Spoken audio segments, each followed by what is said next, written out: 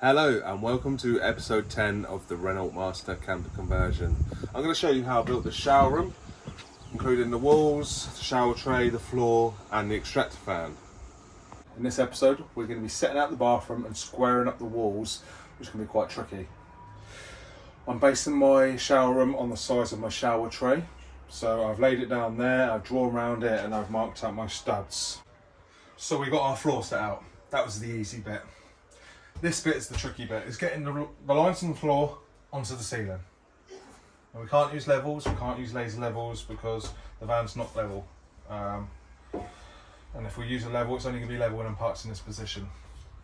So what I'm doing is I'm using a board. I know that this board is square. So it's square along the floor and then that upright part is square. So I'm going to put my straight edge against that board. It's not quite long enough to reach there, so I'll put a short level up there. And then I can mark that line off there, which is there. Doesn't quite reach the ceiling, so I'm going to get another level now. It doesn't have to be a level, it can be a bit of wood, it can be, as long as it's like sheet material, it's been cut on a proper machine, not in your back garden. Because I know this was cut on a wall saw and it's perfectly straight. So to get the one on the ceiling, it's a bit more tricky, but we're going to put our level against the straight edge, pull it out a bit. Like I said, this bit's tricky. Especially with a thin bit of board, it's flapping all over the place. We're trying to pull it out of alignment to get past this little bit here. I'll put my straight edge there, up to the ceiling, and then I can mark the ceiling. So now I've got that bit. Now off here, I can measure, because I've got symmetrical parts here. So I've got this measurement here, I can now run along here, measure from there to there, and then that should be square. The next bit is a lot easier, to be honest, with this van anyway, because we can do this by measurement. So we've got the centre, which is this rib, they're going to be straight and down the centre, and then we have to find two parts of the van that are symmetrical. So we've got this this seal here, which is welded, where the van's welded together. So I measure off that to the centre, find the centre. I've marked it on the floor already, 90 centimetres, check that way, 90 centimetres. So now I have got the centre of the van. So from the centre, I can measure my line, which is 310. And then I can find the middle of this rib, which I've already done, marked it. And then I can measure from that to there, and then it's 310. Now I've got one mark. I do the same process here, and then I can join these lines up together. So that's how I set out what I've done on the floor on the ceiling, and I hope that helps you. That's all I need to do for now with the bathroom, because I just want to get some noggins in the ceiling so I can finish up the ceiling, and then when I come to build this, it's all marked up, I know what I'm doing, and I can screw straight into something that's solid up there, not into the ceiling covering, which is only 3mm, and over time that's end up going to come in loose, and it's just not a good idea to try and screw something into a 3mm board. So that's how we're doing that, and I'm going to stop the video now and then carry on with getting this ceiling done.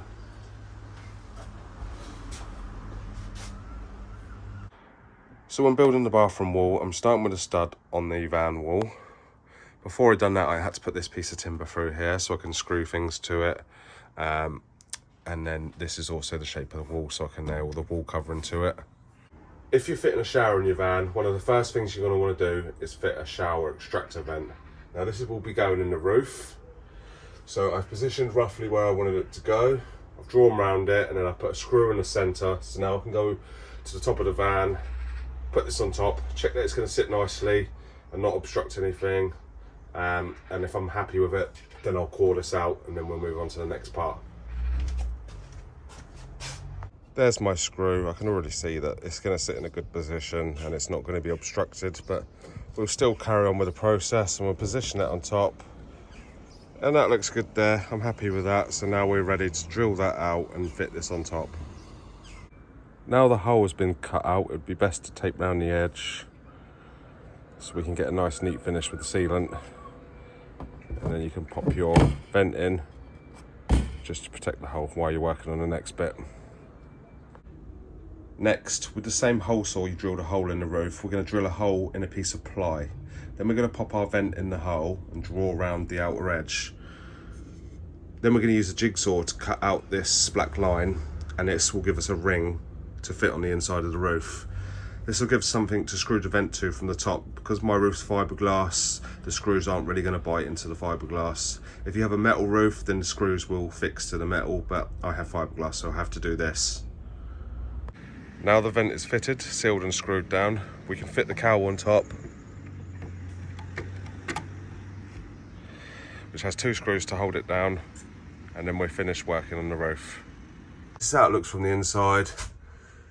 This ring that I cut, I use ply because ply is strong and it won't split, and I've also glued it up, so if this needs to be removed, this won't drop out. So this will always be in place to screw a new vent to if it needs to be changed. When positioning the shower tray, positioning of the waste outlet is very important. We don't want to damage the van by drilling into something and causing damage to it, or we don't want to drill into a structural component where we can't get our outlet through and then have to drill another hole. So planning is key to this job. I have positioned the 2 primary positions I would like it. The front one being my favourite because the waste tank would be in line with this. So I have drawn a line there, and I've measured the line from the upstand where the bulkhead bolts to, and then I transferred this line over here, just done a few marks and put a piece of wood down. I've then used a square to get this in line with the van, and then I've marked the 2 positions. I've measured from the batten back because the batten's in line with the side wall, so I've measured from the batten to the first hole and to the second hole, and then I've measured from the end of the piece of wood, because I know that's in line with the end of the van, to the 2 holes, one being 200, the other being 600. Then I've measured from this plastic trim to this front of this wood. Then I'm going to transfer these marks to the side of the van.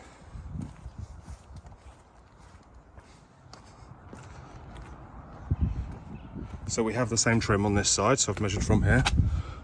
I've done 2 marks just so I can get a visual line, and then I put a piece of tape on here so I know where to put my tape measure, because when I'm underneath I'm not going to be able to see these lines. Now I'm under the van. 200 mark ends on that structural component, so that's no good. But my primary position was over here, 600, which is kind of below the exhaust tip, but there's quite a deep cavity there, so I can put a bend straight on the end of that, kick it across, and then bring it down into my water tank.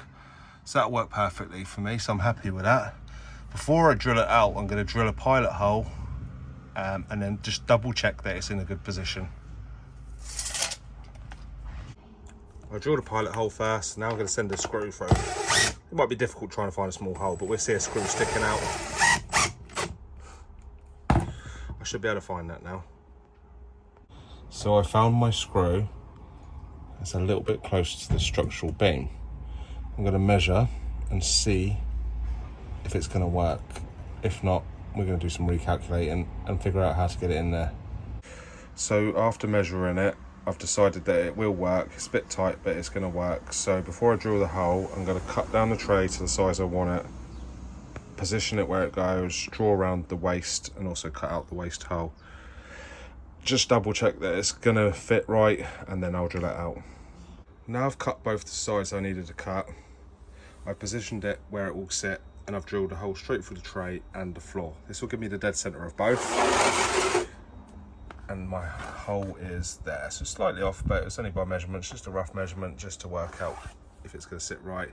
That's my true measurement now, so I'm going to drill that out, and I'm going to drill the tray and fit the waste, position it back in. If I'm happy, I'm going to start making the framework and then get this fitted, and then I want to seal across the edge there, maybe put another piece of timber in there. When fitting shower trays, it's best to seal along the wall once you fitted the tray, and then after you fit your wall covering, I'll be fitting wall paneling, the seal again. You get a double seal then, and the water will never get through. If one seal, which is normally the outer seal, fails, you can do it again. The inner seals never fail. So that's why we do that. My waste is fitted and my holes drilled through the bottom of the van. So now it's time to build the frame. I've started building it a little bit. So I've done the front and the back. I'm going to have to double these rails up because there's quite a large lip on this shower tray. And this one, I have angled it. I was going to put ply, but then I thought I'm just going to make an angled piece, and it's going to be stronger and better support. So yeah, that's really tight against the edge of that shower there, and we've got maximum support on there. So my next one now is going to do this back one and then this inner one, and then I can start on these two. The framework for the shower tray is now complete. I changed this front rail here for a longer one because this doubles up as the sole plate for the stud wall as well, and then the lip of the shower sits on there, and that will be the doorway. I've cut a groove in there, used the circular saw and just drilled the corner because there's a lip on the tray, so I've also set this stud a little bit back to allow for that lip. It's easier than just routing the groove. This is already a bit rounded on the edge as well. So the offcut of this piece here, because this is angled from about 12mm to 35mm, the same profile as the tray.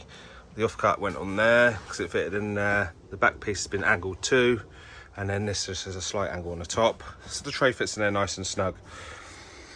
So now that's done, I'm moving on to building the floor for the toilet.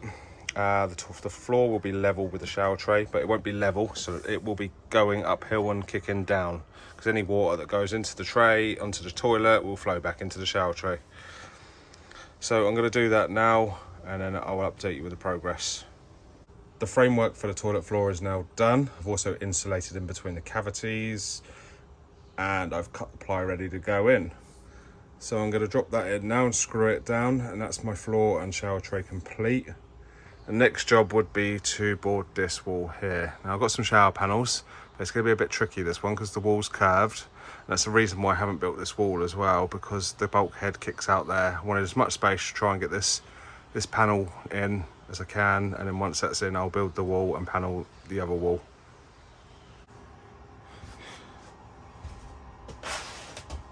So now my floor's done, the shower tray's in, I'm ready to get the panel on the wall. This one's going to be a bit difficult because the wall's curved. I don't want to straighten out the wall because we're going to lose space. So the way I'm going to do this is I'm going to cut the back of the board to bend it, and I'm going to use a clamp system here because the bulkhead comes out here, so this timber will be hidden within the bulkhead, behind the bulkhead. On here I'm going to make the same system, so we'll have the curved piece in the wall, and then a clamping piece on here, which we'll just screw it to these temporarily until the glue's gone off. And we're hoping that the glue holds it when it's done. But I'm going to try to make sure that I don't have to push it too much to bend it by cutting the back and making relief cuts. So this is my timber. Basically what I've done is I've put it in here, I've marked this is the profile with the curve. I've held it in a good tight position. I've marked that, and I've made sure I've got a good mark, and I've cut it with a jigsaw, being very careful to follow the line exactly, because I want two equal pieces. So I've got to get the cut perfect, or else I can't be shaping it after, because then we're going to have two unidentical shapes. So I've marked top on them as well, and this piece will go in here, and that bit stays in there. So we glue to that, we screw it in there. And this piece, once the panel is on, it screws over here, clamping this panel in there. I need to shave out this little bit here, but yeah, this will clamp over and hold the panel in there and hold it to that shape. So that's my idea of how I'm going to do that, because I can't really screw it, I don't want no screws in the panel. I did think about we need maybe a shelf in here, so we could put a shelf in here, which also helps hold the panel. But this will be a permanent fixture, so I've taken off the bulkhead. I forgot to mark where the angle comes out, so I'm going to have to put that back on, or measure it and mark around here, because I don't want this batten. This bit I might have to cut the bottom off. So this bit's going to be in here full, but this one might have to cut the bottom off, just so that the angle of the seat starts there, and then when I box in that part, this bit won't be sticking out. So I'm going to get this piece shaped in, so it's in flush with this, and then this piece just stays as it is, and then I'll move on to the other side.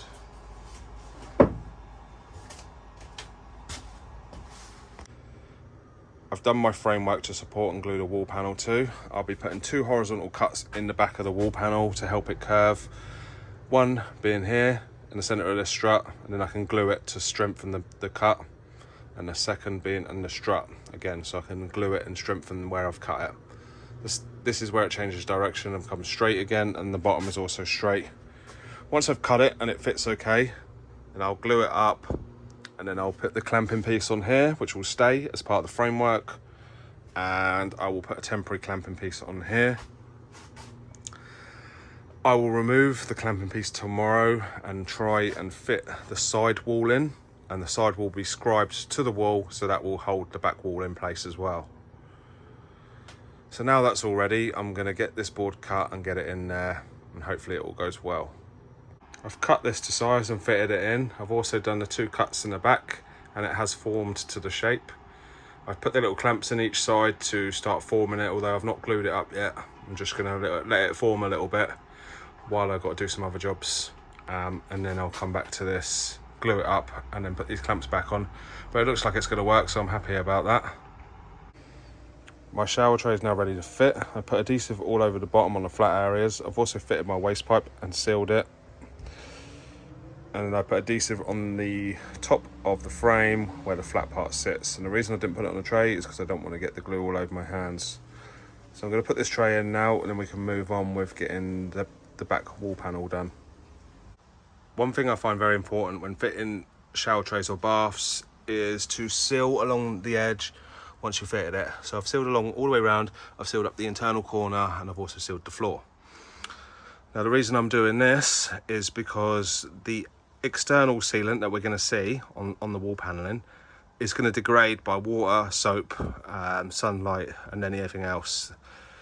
This means that if it fails, water's going to get underneath, and this silicone I've just done now is going to stop any water from getting under the tray. Now, this is all plastic, so this won't degrade. Water will just get underneath it and sit under it. By the time we notice that the silicone is very bad, it wouldn't have caused any damage to anything else. It could damage the wood, however, and it could damage these studs, but you'd need a lot of water for a long time for it to do any real damage, because we have sealed up. Unless you get capillary action, which means water climbs up tight spaces, it should be okay. So that's all ready for the shower panel now. It's an hour to dry silicone, so I'm going to leave that for an hour, and then I'm going to get this shower panel on. It's already cut to size, so I've done that before I sealed it, so it's just a case of letting this go off for an hour, and then I can seal up the walls, also put the adhesive on the wall, should I say, and then stick the panel on. The wall panel is now fixed in place, so we're going to give it till the morning for the glue to go off. I put a lot of glue on there too. This profile will come off in the morning, and then when I bit this wall, the shape should hold it in the corner. I have a little small profile here that is to roughly the same shape, and then this one will be permanent. So I think that's going to come out okay. Looking forward to getting this stud wall built tomorrow, and then putting this other shower panel on. I removed the centre batten and the centre profile so I could get the bulkhead back in. We're just going to be gluing panels to the bulkhead and trying to leave some removable panel to get to the bolts, because I want this to be removable. If we need to get in behind the driver's seat for repairs or servicing or anything, then this can be removed. I've also completed the stud wall now, so this is ready for my board, so I'm going to start measuring it up and getting it cut. It's going to be quite tricky because of the shape of it, and I've only got one opportunity. I've got my panel all marked out and ready to cut now. I've done it all by measurement, it's all I can do really. If it's a bit gappy, then we can just trim it back, and then it will means there'll be a gap on the front edge, but we can put a trim on there to hide that. The last thing I've got to do is just do the curve. So I've used the profile that was holding it down because it's the right curve to mark it. So I'm going to mark that out, cut this, and then hopefully it fits in nicely. When I cut the panel, certain bits are cut bigger than I thought it was going to be, especially the curve and the height, because I know that things aren't completely perfectly square, so I know that I need to scribe it into the ceiling a little bit. So I basically just running a pen line across there so it's the same shape as the ceiling, and I've also scribed in the panel, sort of similar fashion. So the bits that need just adjusting, I'm going to do that, but it's not a bad fit. I have trimmed it a few times to get it in, these top bits and whatnot. So I'm just going to keep trimming it in until I'm happy with it, and then I can fit it. The panel is now fitted in its final position. It's just dry fitted at the moment, clamping it in there to hold it in place. Because we've got one final cut to do, which is the head plate for the wall. And then once I cut that, I'll put it in the back of my van, and I'm going to seal this corner on the internal side before I fit this panel. Like I just said, I'm going to seal the internal corner. I've sealed it with 1 hour silicone, so in about an hour I'll fit that panel. So I'm going to go and get some lunch. And I might get a starter trim for this corner because it's split at the bottom. And I'm not going to be doing much else with this shower for now. I just wanted to get this wall in so I could build the kitchen.